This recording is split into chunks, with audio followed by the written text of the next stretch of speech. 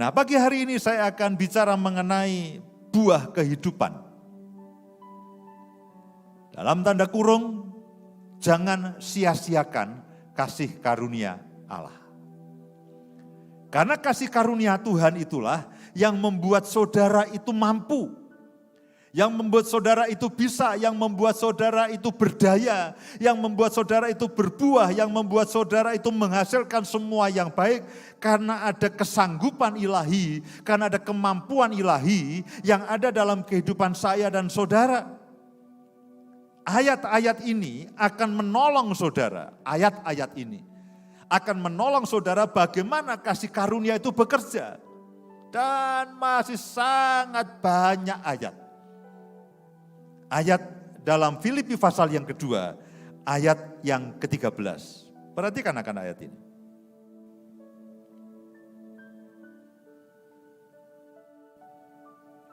Filipi pasal yang kedua, ayat yang ke-13. Karena Allah lah yang mengerjakan di dalam saya dan saudara. Karena Allah lah yang mengerjakan di dalam kamu, baik kemauan maupun pekerjaan menurut kerelaannya. Bahkan kalau saudara menyadarinya, dia akan menolong saya dan saudara sehingga apapun yang kita inginkan, apapun yang kita mau kerjakan, itu sesuai dengan kehendak Tuhan. Dan itu yang baik. Itu yang baik. Dia bahkan bekerja sejak dari kemauan kita. Dia bekerja sejak dari niat hati kita. Itulah kasih karunia. Segala sesuatu yang kami kerjakan sebetulnya Engkaulah Tuhan yang mengerjakannya bagi kami. Yesaya 26 ayat 12. Yesaya 26 ayat 12. Ini mirip dengan Filipi pasal yang kedua. Ya Tuhan, Engkau akan menyediakan damai sejahtera bagi kami. Sebab segala sesuatu yang kami kerjakan. Segala sesuatu yang kami kerjakan, Engkaulah yang melakukannya bagi kami. Kita diajarkan untuk kita melakukan bagi Tuhan.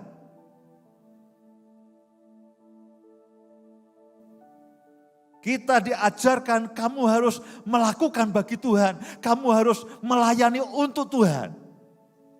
Oke, itu tidak salah. Tapi sebetulnya basicnya adalah Dialah yang melakukannya di dalam kita. Segala sesuatu yang kita lakukan,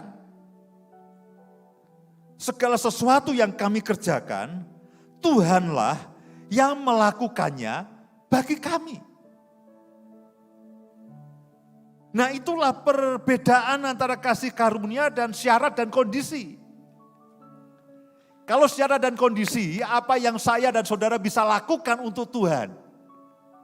Tapi kalau kasih karunia, Tuhanlah segala sesuatu yang kita kerjakan, sebetulnya Tuhanlah yang melakukannya bagi kita. Itu seperti mobil, lalu ada mesinnya. Mesin itulah yang menggerakkan akan roda-roda mobil itu. Nah, kasih karunia itu seperti mesin itu loh.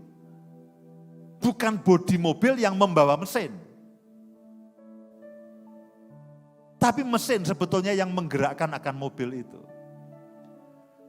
Jadi kita melayani untuk Tuhan, tapi sebetulnya Tuhanlah yang menyanggupkan kita. Kita memuji Tuhan, tapi sebetulnya Tuhanlah yang menyanggupkan kita. Kita memberikan persembahan untuk Tuhan, betul. Itu tidak sepenuhnya salah. Tapi sebetulnya Tuhanlah yang terlebih dahulu memberkati kita. Tuhanlah yang menyanggupkan kita. Tuhanlah yang menolong kita sehingga segala sesuatu yang kita berikan untuk Tuhan, yang kita lakukan untuk Tuhan, sebetulnya Tuhanlah yang terlebih dahulu melakukannya di dalam hidup saudara saya, hidup saudara dan saya. Nah, itulah kasih karunia. Ada begitu banyak perbedaan antara hidup di dalam kasih karunia dan hidup di dalam legalistik dan hidup di bawah hukum Taurat. Saya tidak mau terlibat dalam perdebatan itu, tapi saya hanya mau sampaikan kata firman. 2 Tesalonika pasal yang pertama, ayat yang ke-11 dan 12. Ayat ini juga menggambarkan akan kasih karunia Tuhan yang bekerja dalam kehidupan saya dan saudara. Karena itu kami senantiasa berdoa juga untuk kamu, supaya Allah kita menganggap kamu layak bagi panggilannya. Allah yang menganggap saudara layak, bukan saudara memang layak. Kalau saudara mencoba layak, nah itu legalistik, itu legalisme. Kalau Allah yang menganggap saudara layak, nah itu kasih karunia. Allah lah yang membenarkan saudara. Kebenaran kita tidak pernah cukup memadai. Saudara benar karena dibenarkan. Bukan saudara benar karena saudara terus-menerus berbuat benar. Kita tidak akan pernah sanggup. Tapi saudara adalah orang benar karena saudara dibenarkan oleh Tuhan. Allah yang membenarkan mereka. Saudara masih ingat akan khotbah saya beberapa bulan yang lalu. Ya, Allah yang membela dan Allah yang bahkan membenarkan mereka. Itulah kasih karunia. Kalau saudara merasa benar, itulah legalistik. Itulah legalisme. Karena Allah menganggap kita kamu layak bagi panggilannya dan dengan kekuatannya. Dengan kekuatan Allah itu yang menyempurnakan kehendakmu. Bahkan dia bekerja mulai dari kehendak kita untuk berbuat baik.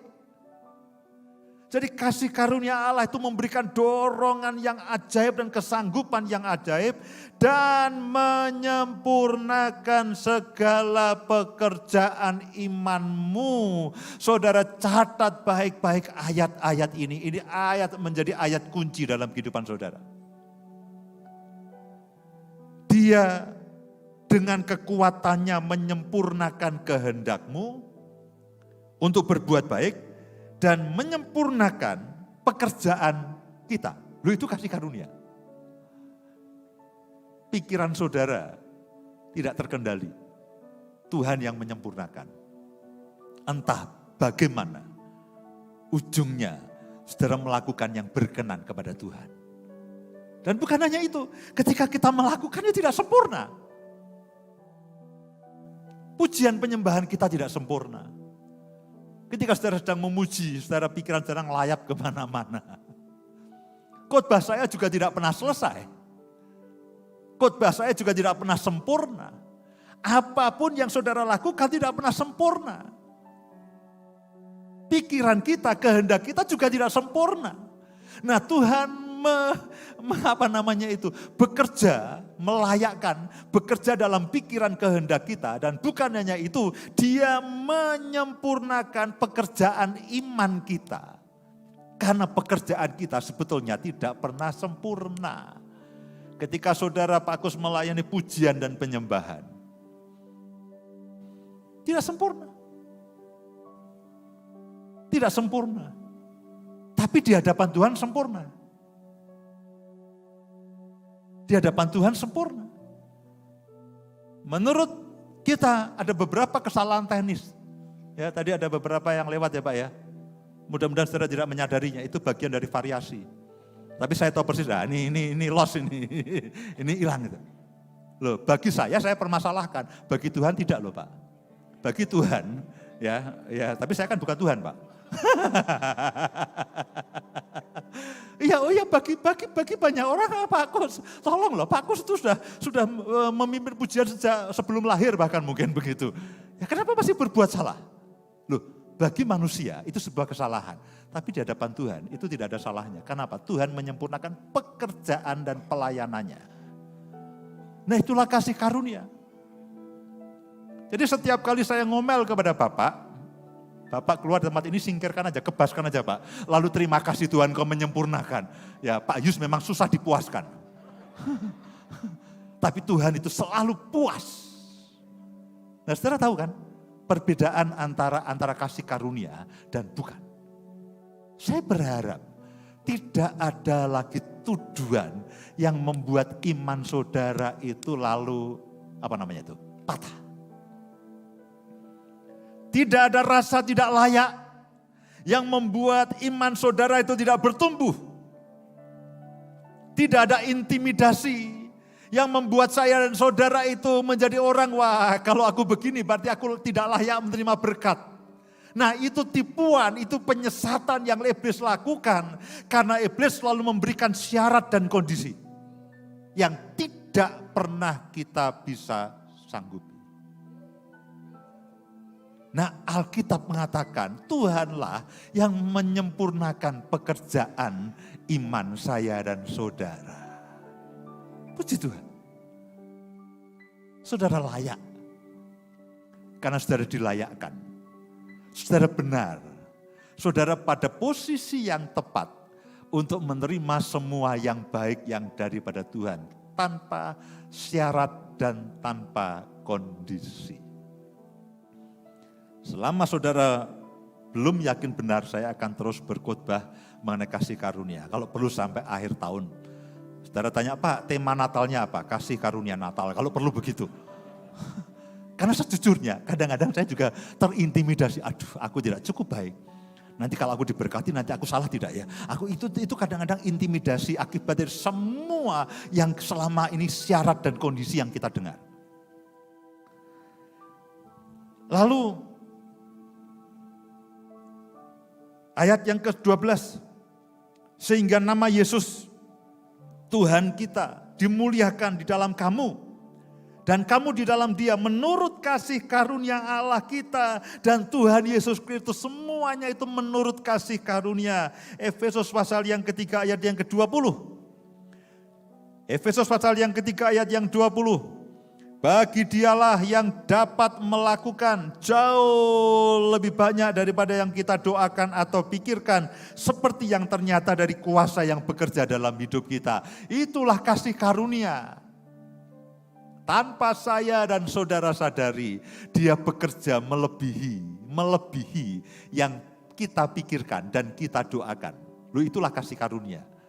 Saudara masih ingat karya Allah Tritunggal yang saya sampaikan beberapa minggu bahwa Allah di pihak kita, Allah yang membenarkan kita, Yesus yang terus menjadi pembela, menjadi pengantara, menjadi pensyafaat bagi kita, Roh Kudus yang menjadi penolong, penghibur, pemimpin, meterai dan jaminan. Jadi ketika Allah Tritunggal itu sekarang ini terus menerus bekerja untuk saya dan saudara, meskipun saudara sedang tidur.